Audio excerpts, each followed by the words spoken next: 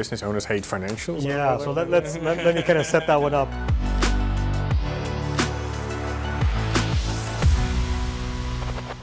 Welcome to Karmali Exchange. I'm Faisal Karmali. I'm here with Marcel Teunissen. He is the Chief Financial Officer of Parkland Corporation. And why do we have him here? Well, you start from the bottom and you work your way to the top. He's going to tell you how to do it here on the Karmali Exchange. Now, before we get started about him and all of his knowledge, let's talk about Parkland. Let's talk about the business in 30 seconds or less. Tell me, what's Parkland? Hi there, Faisal, and thank you for actually having me here today. So Parkland is a real Canadian and Albertan success story. So it started many years ago as a cattle feed company actually, then acquired one service station, and in the meantime we have grown to more than 3,800 service stations in 25 different countries. Wow. And we have about 6,000 of our employees serving 1 million customers a day. And we provide essential fuels to people to get from A to B. We provide convenience goods to kind of fuel them on their journeys as well. And so it's a real great success story. Yeah, what a humble beginning to start from a small town in a small section of the world called Alberta, and then to grow over 5 decades the way you have. A lot of business owners I speak to, and I say, what's your biggest challenge in your business? Or what's the one thing you wish you knew more about when it comes to your business? And I would say 9 out of 10 times it's their financials. It's their understand their income statement, understand their balance sheet, understanding how the margins work and so forth. CFO, I also run money as well. I look at this and I go, this is easy for me. Like, this is normal. This is my backyard, so I understand it. But so many business owners have a very hard time understanding financials. Let's start with, why do you think that is, and what tips can you give to them so they can actually be more comfortable with their financials? Well, I don't know why that is, but that's an interesting question. But I can imagine, having read many financial reports, that frankly it's pretty boring, right? Looking at financials, right? It's like, what do you see in there? And it takes you quite a bit of time to kind of understand what's going on in financials. So I can kind of understand why people see that. It's much more exciting to talk to customers, to talk to employees, to talk to suppliers, and maybe do acquisitions. That's a lot more exciting, and I definitely get that. But the way that I would describe really what you see in the financials is really the shadow of your business. What's really going on there? And that's where it actually comes together, on a page. And it's in your financials that you often start seeing the risks of your business and maybe even the opportunities, right? Because as you analyze that, you can see where the growth opportunities are, but also where things don't go well. It's critical that you control your cost, because ultimately in many of the markets you compete, and if your costs are out of hand, then you can't compete effectively. And then when you want to do acquisitions, you need capacity. You need financial capacity. Yeah. And so looking at your financials will tell you whether you have the capacity to do it. Because the worst thing you can do is buy something that you can't afford or chase something that you can't afford. And then we probably come to banks to kind of fund it, or to shareholders to fund it. But that will potentially take a lot of value away. So knowing what you can afford, you will see that in your financial statements. Yeah. So yes, it is boring, but it's a critical part of running a business. Critical, you need to know it. And here's some ideas on how to do it. So that's fantastic. For all our business owners out there, Marcel, when you look at the opportunities of acquiring a company, and you look at how it will add intrinsic value to the business, what are some of the things that you look at to make sure that you're not only giving what we call shareholder value, but it makes good financial sense at the end of the day? Now, so if you look at Parkland's business model, we really have 3 components to that business model. The first one is that we grow organically. That is at the heart of our business. We grow our business, we acquire new customers, we improve customer service. That's where it starts. The second part is really that we acquire, and we do so prudently, and then make sure that we integrate well and deliver synergies. And then the last bit, which is unique to Parkland, is we leverage our supply synergies. And that's really the fuel supply chain, which kind of sits behind all the fuel that comes to stations or goes to customers. So many small, medium-sized businesses today will be looking at the economy and saying, here's an opportunity for me to acquire. So what would you give as a bit of an idea of how the strategy should work for these small, medium-sized businesses? I think the first question is really, what is the strategy, and how do acquisitions fit within that strategy? Because you can grow organically or you can acquire a business, and it's quite important that you understand when you use what tool to grow. And then when you decide on an acquisition, it of course needs to fit well. and the value needs to kind of work well. And then as you start in the acquisition program, it's really important to focus on the integration. Make sure that it works on day one, but also that you deliver the value and the synergies that come with that business. And I think for many business owners, it's important to have somebody with you that is kind of opposed to the idea. So when you get more and more excited about the acquisition, have somebody that tells you all the reasons that it wouldn't work, because I think that keeps you honest and that keeps you very focused on, kind of the business and the business rationale. Is that someone in-house in your team, or are you looking at consultants or advisors outside saying, here, let's take a look at this and tell you the reasons why it wouldn't work? Yeah, no, in Parkland we are big enough to have that within the team. As a leader of a business, you need to create that space, right? Because the moment the leader of the business is too enthusiastic, nobody will oppose, right? So that's important. But if you're a smaller business, that could be somebody from the outside as well. That could be a director on the board, that could be a consultant or an advisor that you use within the team, but even within your own team, listen to the voices that have a different perspective. It's quite easy to get overexcited about an acquisition and the opportunity.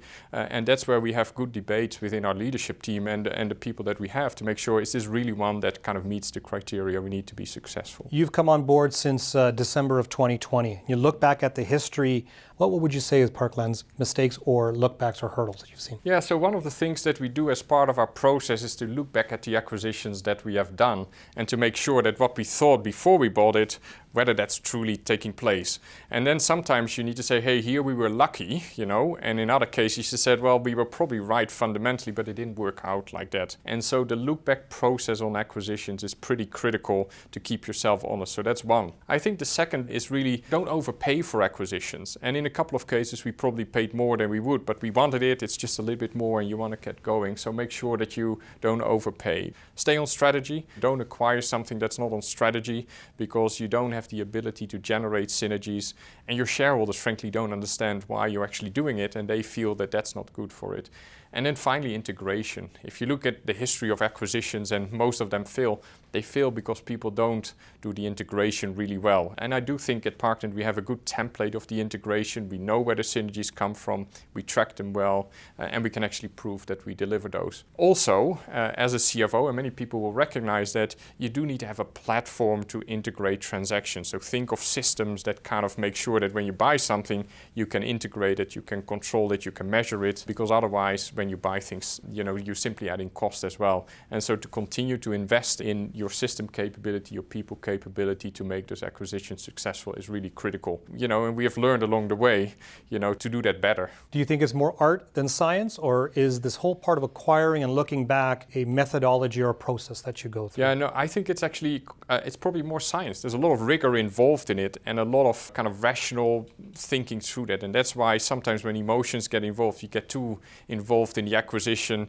you like the counterparty, you like the brand too much, and that's when you kind of start shifting a little bit and willing to give a bit more on the principles of doing that. What are one or two, maybe even three metrics that you're looking for that can hit the bottom line to give the value or make it worthwhile buying that company? So the first thing that we look at is how well is this business run? And if I look back over the last year and a half, it's kind of interesting because many of the businesses we bought have been going through COVID. So the real question is, what does this business do when it's not in a COVID period? And so what is the normalization that you do? And it's kind of interesting. Many of our fuel businesses were kind of, depressed volumes. We saw some margins going higher, but we tried to kind of, what would normal look like? Whereas an acquisition of M&M Foods that we did late last year into the early part of this year, it's actually the other way around. There was a lot more people buying kind of from M&M during COVID, including yourself, thank you. But we normalized for your behavior in normal times because that will come down. So what is actually the underlying business? That's the first part. Then the second part I really look at is what's the synergy delivery and what is ultimately the value over time. And in a negotiation, how much of that synergy do you want to give away to the seller of a business versus how much do we want to keep ourselves? That's right. And then ultimately it is around how the returns work, what's the value that you generate, and how much time do you need to wait before that value comes back. So I personally like the ones with high value, short payback time, because I can kind of think of the next 3 years. But if we do an acquisition that takes kind of 8 years to get out, there's a lot more uncertainty involved. Would you say in the economy that we're in today and where we might be heading, that acquiring a business that may have an 8-year payback too far out to look out in this kind of economy? Would you prefer that you can see a 3-year, of course, but 8 years, just take it off the table, don't even look at it? No, not always, because as I said, if the alternative is we build a similar business ourselves and it takes more time, right, then that's what I compare it to. When you look at the stigma on the financial world, meaning the CFOs, the analysts, the financial hats that business owners have to wear, sometimes they forget about the people that are part of that entire process in the business. When you look at your metrics, when you look at what a CFO does, the staff, the people that you have in this company are part of the reason why, if not the reason why it's moving forward. So how do you take into account from a financial perspective the value add that every employee brings? In many of the acquisitions, we buy capabilities that come with the business we bought. So if we are going into a new market, the relationships that the teams have built up within that market are critical for the acquisitions that we do. And we want to preserve that because our business is a very local business, right? Mm-hmm. They are customers. They've been customers of that business for decades, right? So you don't want to change it out and suddenly they have to call a 1-800 number in Calgary to do business. And frankly, people that work for us live in the community and are often related to people that run businesses. So that's pretty critical when we do that. When we then buy a business which is less related to what we have done before, and I use M&M Foods as an example, we acquire completely new capability around food preparation, which is around food safety, it's around distribution, supply chain, it's around interacting with a whole different group of customers really successfully every day. We want to preserve that. And so when we look at people, and we kind of say, well, some of the benefits or some of the synergies is really around taking cost out, we're very careful about which part of the business we do because we don't want to undermine the capability of the business we bought. In many cases, we have kind of supported them with more investment, with more products, with more capabilities to do their jobs even better than they did before we bought the business. For all our business owners out there, Marcel, 3 tips that you can give them to help them grow their business as we move forward with this economy and with the way that we look at the world today. Yeah, so firstly, be very clear on your strategy, I would say. What do you fundamentally believe is going to provide you the opportunity, both from an external perspective and how does that match with your capability? I think that's essential, be absolutely clear on that piece. The second piece then is to be very disciplined around that strategy. There's lots of other interesting things around it. The question I always ask is, do your shareholders want you to make that investment or can they get that investment through another company? Mm-hmm. So do they trust you with that money or do they rather give that money to somebody else? And I think that's an essential part to stay disciplined on that.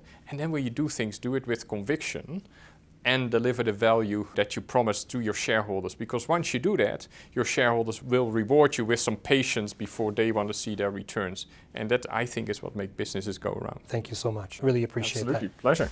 Thank you for watching the Karmali Exchange. Make sure you subscribe and hit the notification bell so you never miss an episode. You can also follow me on social media at Faisal Karmali, where we can continue the business conversation.